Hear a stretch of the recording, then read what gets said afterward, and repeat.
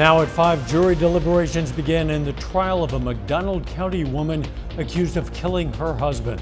Plus, a new piece of equipment will help firefighters in Fort Scott save more lives. And former President Trump adds old advisors to his campaign staff. And President Biden and Vice President Harris hold their first joint appearance since he exited the race. I'm Natalie Brandt with the latest headlines from the campaign trail. The 4 states' most watched news starts now. Jury deliberations are underway right now in the McDonald County murder trial of Dawn Wynn, charged with the shooting death of her husband. This is KOAM News at 5. I'm Dow Quick. The defense called their witnesses today after the prosecution rested just yesterday. Wynn declined the opportunity to testify in her own defense. She faces charges of first-degree murder and armed criminal action for the November 2021 murder of her husband, Harold Wynn. It's unclear when the jury might reach a verdict. Hot out there despite the rain. Let's check in with Chief Meteorologist Doug Heddy. Yeah, we had some showers and some thunderstorms across the region during the morning hours, and it was at least decently widespread, which is pretty good news, of course. But as we look outside right now, we do have scattered showers and thunderstorms along and south of the I-44 corridor. Can we switch over to Max 1 and then we'll go right down what we're going to see as we go through. Okay, so it is black. All right, so scattered thunderstorms along and south of I-44. Some of these could be strong to possibly severe. As we go through the evening hours, we're going to be talking more about that. Plus, we have more thunderstorms in the forecast tomorrow evening. We're going to look at that as well, all coming up here in a bit. See you soon. Thanks to the donation of a local business, first responders at the Fort Scott Fire Department will get some brand new equipment. It's called the Victim Drag Strap. The strap is meant to be worn by the firemen and make the job of rescuing a victim from an emergency situation easier. The strap can also be used to help fellow firefighters. Today, the creators of the equipment were able to show the Fort Scott Department how to properly install, clean, and use the straps in a variety of situations. So we thought this is going to be something that we can do to help our community. And so we donated those straps, and today they're getting trained on how to use them. And it's something I hope they don't ever have to use, but if the need comes, that they'll be prepared. The department says they're going to continue training with those straps and will start implementing them. Artificial intelligence has skyrocketed in popularity in recent years, but a Pew Research study found 52% of Americans were more concerned than excited in regard to that growing technology. AI is able to generate images, videos, and audio, but researchers have rising concerns about what AI might be used for this election season. A political science professor at Missouri Southern says there are several examples of the misuse of AI. In February of this year, voters received robocalls with the AI-generated voice of Joe Biden. And some recent photos and videos of crowd sizes at presidential campaign rallies have also been questioned about whether AI has been used as well. That can be really tricky for voters to try to figure out, well, I saw President Biden or I saw former President Trump in a video saying something or doing something. And now they have to figure out whether that is something that really happened or whether someone's messing with them. AI researchers say there are some ways you can help identify if the technology is being used in an image, video, or audio. They recommend looking at the small details of images and videos where AI still commonly warps. In audio, they say you should listen to the vocal inflections, as oftentimes audio will sound robotic if you're listening closely. Former President Donald Trump is once again holding a news conference and going after his rival, Vice President Kamala Harris. This comes as Harris says she's agreed to 2 debates with Trump. Natalie Brand has more details from the White House. Former President Trump is shaking up his campaign staff, bringing in some old trusted advisors in reaction to the momentum of Vice President Kamala Harris. That includes 2016 campaign manager Corey Lewandowski and former communications director Tim Murtaugh. The news came hours ahead of a news conference scheduled by Trump at his New Jersey golf club. I'm glad that he's finally agreed to a debate on September 10th. The Harris campaign said Thursday that the vice president has agreed to a second debate at some point in October after the first debate on September 10th. The two sides also say the vice presidential candidates have agreed to a debate on October 1st to air on CBS. Trump's running mate J.D. Vance is calling for more than one. To respect the American people enough to stand before them and actually ask them for their vote. So I think we ought to do as many debates as we possibly can. This weekend, both campaigns travel to the battleground state of Pennsylvania, and next week, the Democratic National Convention kicks off in Chicago.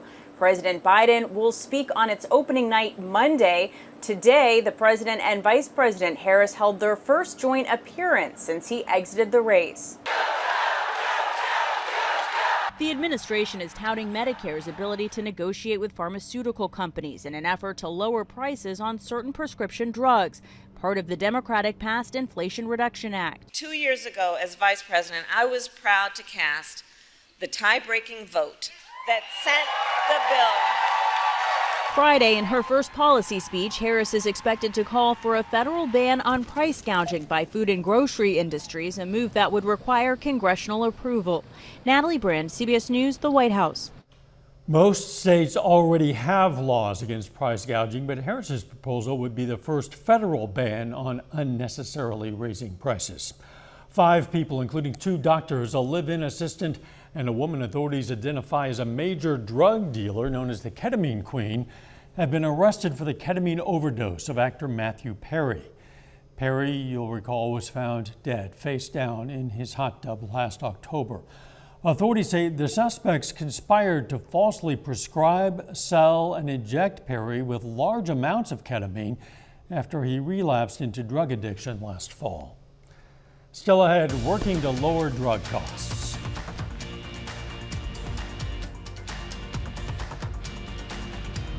And next in Health Watch, though most U.S. workers don't get paid parental leave, we're going to look at some of the health benefits of the policy. Topping today's Health Watch, there are growing concerns over an outbreak of Mpox, formerly known as monkeypox. The World Health Organization declared the spread of Mpox in Africa a global health emergency. More than 17,000 confirmed and suspected cases have been reported in Africa so far this year. It's more than the total for all of last year. Health officials are warning the potentially deadly virus could spread internationally, but right now the risk in the U.S. is very low. We have yet to see any cases here, so I don't think you should get too alarmed if you see a child who looks like they have the chickenpox. It probably is the chickenpox. Dr. Gounder says Mpox is more severe than chickenpox. Symptoms include fever, fatigue, muscle aches, swollen lymph nodes, and a rash. A lot of parents would agree there's nothing more exhausting and rewarding than having a new baby. In the U.S., 70% of average wage workers do not get paid family leave. Reporter Susan Elizabeth Littlefield has more on new data that shows why paid leave is important and not just for mothers. Good job. Dalton Hustle notices the little things because he's witnessed them firsthand. I was able to take 6 weeks for paternity leave. Dalton is a second-grade teacher in Hayward, Wisconsin. Lately, he's been spending his days Pelicans use their large web feet teaching his daughter. He's not the only one who's grateful. Go get her, Mia. And one of the most important things in our relationship and dynamic was the confidence in Dalton watching her solo. I wanted to be able to go get groceries. I wanted to have a girls' day. I wanted to go back to work. Claire Hustle works in HR, so she personally and professionally understands the benefits of both parents having paid leave. Having the paternity leave and the family leave together is what just creates that strong unit. And now there's data to back that up, as the Harvard Business Review explains. Kate Mangino, a gender expert, co-authored the piece. For a long time, no one bothered to research fathers' brains around childbirth and childbearing. That's changed. And the research shows what Dalton is doing isn't just good for his heart, it's good for his head. No matter what your gender is, if you're a human being and you spend a lot of time with an infant, especially in the first 6 months, our brains adapt and change. We become more empathetic, we become more patient, we become more suitable to be parents. Are you setting up a dynamic too for life where the workload is more shared? There is data that comes from both male and female perspective that a more equal marriage is oftentimes a happier marriage. Kate says research shows the more dads care give, There's no greater feeling than just seeing her smile. the more they get. Susan Elizabeth Littlefield, CBS News. The authors hope their research helps more decision makers push for parental leave policies. And that is a look at today's health news. A little bit later, it's move-in day for Pitt State and Missouri Southern students. We're going to see how new students are getting situated. Plus, we have some scattered thunderstorms over the next couple days. We're going to look at that coming up.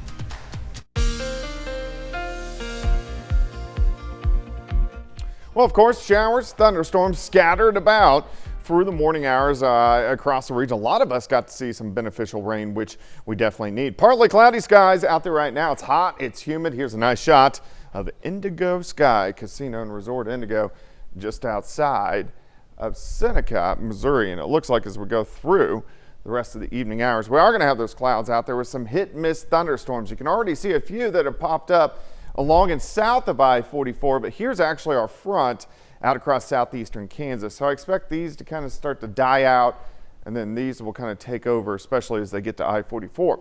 However, these are going to be very scattered. I would say 70% of us don't get a drop of rain. Very hit and miss as we go through the evening hours, but you can see them scattered about across Berry County, a couple little guys, Newton County, heading over toward Grand Lake. So not a whole bunch out there right now, but still something we'll keep our eyes on. Let's go ahead in time. You can see them kind of blossom up along I-44 by 8 or 9 p.m. So most of these are going to be south of I-44.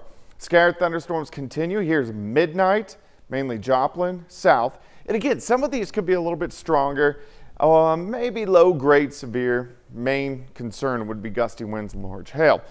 And then thunderstorms continue and get out of Missouri by the time we get to about 1 or 2 o'clock in the morning. And then we look pretty good. We're going to be dry as we go through the rest of the night. All right, it's hot out there, but you can see our little boundary, little wind shift line. 93 in Yates Center, 95 in Miami. Carthage is sitting at 94. Let's go outside. Here's 7th. Here's range lines, 95. Gust up to about 20, 25, so a little bit on the breezy side. And our heat index still kind of 104 upwards to 110 once you get into our western counties. Hit and miss storms through the evening. We slide back through the 90s, 80s, back into the upper 70s later on tonight. Upper levels, here's our storm system. So a front kind of drapes back, and as this passes by, it will give us chances for showers and thunderstorms over the next 2 days. But also behind the system, we're going to cool off a little bit by the time we head into the weekend. All right, tomorrow, another severe threat, level 2 out of 5 in our western counties. Most of us a level 1 out of 5. 4 p.m. to about midnight. Main threat, hail and wind, will keep all the threats low. I think most of these will just be kind of strong thunderstorms as we get into late tomorrow. All right, let's jump into your Friday. Starting into lower 70s by noon, near 90 once we get into the afternoon, mid to upper 90s. Here comes a cluster of storms. 4 or 5 p.m. drops in. Here's 7 p.m. scattered showers, thunderstorms. Hit and miss storms continue. Here's 9:30 p.m. Just periods of showers and thunderstorms. So it looks like tomorrow night will be our chance to get at least more widespread rain across the region. So if we look at tonight's storms and then our storms tomorrow, we do have potential for some areas to get a half an inch to an inch, maybe 2 inches of rain, which definitely would be nice. All right, 97 on your Friday, 96 on your Saturday. A little bit cooler Sunday, Monday, Tuesday, upper 80s to near 90, and then a slow climb through next week. But temperatures overall, even though they're hot, pretty close, minus today and tomorrow, pretty close to where we should be. And rain in August is a bit unusual, so we welcome it. Yeah, we'll take it. Thanks, Doug. We have some breaking news now for you out of Pineville, Missouri. An update on the story we had earlier. A jury just minutes ago found Dawn Nguyen guilty of first-degree murder and armed criminal action in the shooting death of her husband. That's both counts in which she was charged. We're going to have more on the verdict and the trial for you tonight at 6. This week, Pitt State students are moving in and preparing to kick off the new school year. The start of the school year brings an influx of students, which of course benefits local businesses. The director of community sales at Ron's Supermarket looks forward to when students come back because it brings new life to the town and local businesses. We're just south of the university. It's almost a straight shot down Joplin Street or Broadway, right to us. And that's something we've been here for a long time. And being close to the university, it's great for us, but it's also great for the students because a lot of kids don't have cars and it's within walking distance. Local stores like Ron's offer discounts to Pitt State students to show their student ID, which can be a big help for college students living on limited funds. It's also move-in day for students at Missouri Southern. There were a number of activities on campus today to welcome new students, including a pep rally, convocation, and a campus craze. Officials say the residence halls on campus are at 99% capacity.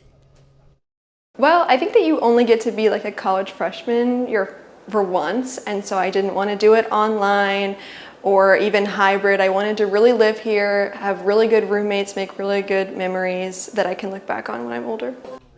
Campuses at both universities begin next week. Coming up, how the Biden administration is working to cut the costs of prescription drugs. Topping today's Consumer Watch, President Biden and Vice President Kamala Harris detailed what they call progress in their fight to rein in the soaring cost of prescription drugs. Bradley Blackburn reports. We finally beat Big Pharma.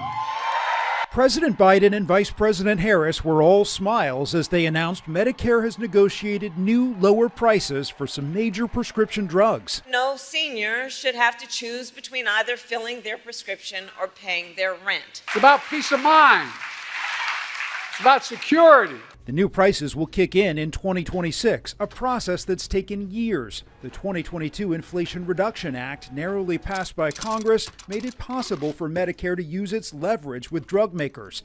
The drug list includes 10 widely prescribed and costly medications that treat cancer, diabetes, heart disease, and blood clots. My cardiologist said, would you rather have bruises or be dead from a stroke? Reverend Kurt Miner was diagnosed with asymptomatic atrial fibrillation and prescribed one of the drugs, the blood thinner Eliquis. He says he uses a Canadian pharmacy to avoid paying costs of up to $500 a quarter on his Medicare Advantage plan. I only have to do this silliness and this end around thing one more year, and then hopefully Eliquis will be much more affordable. According to the White House, the new prices could save taxpayers $6 billion in 2026, while Medicare enrollees will save $1.5 billion in out-of-pocket costs. This is a win-win for everybody across the country. The AARP's Bill Sweeney says more drug prices will be negotiated in the years ahead. Medicare can start getting a better deal for the American taxpayer and for seniors who are paying the highest prices at the pharmacy counter. What kind of difference would that make for you? Give me more money to blow on the grandkids. Starting in 2025, out-of-pocket drug costs will be capped at $2,000 a year for people with Medicare Part D. Bradley Blackburn, CBS News, New York. Initial jobless claims fell last week for the second week in a row. According to the Labor Department, there were an estimated 227,000 new claims for unemployment insurance. That's 7,000 fewer than the previous week. A final check of the forecast next.